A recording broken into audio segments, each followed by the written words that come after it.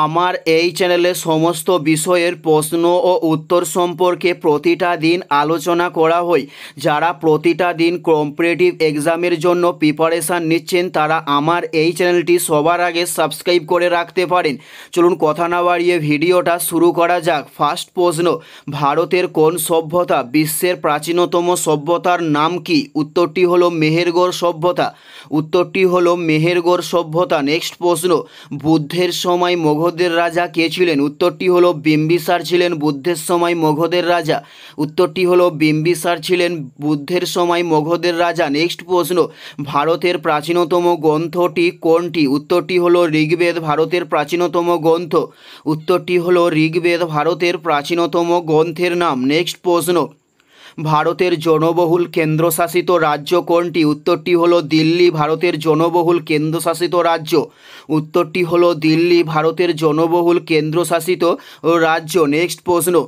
Next প্রশ্ন হলো প্রাচীন কোন সভ্যতা প্রথম তুলোর চাষ করে? উত্তরটি হলো সিন্ধু সভ্যতা তুলোর চাষ করে থাকেন। উত্তরটি হলো সিন্ধু সভ্যতা তুলোর চাষ করে থাকে। নেক্সট প্রশ্ন, নন্দবংশের প্রতিষ্ঠাতা কে ছিলেন? উত্তরটি হলো মহাপদ নন্দ ছিলেন নন্দবংশের প্রতিষ্ঠাতা।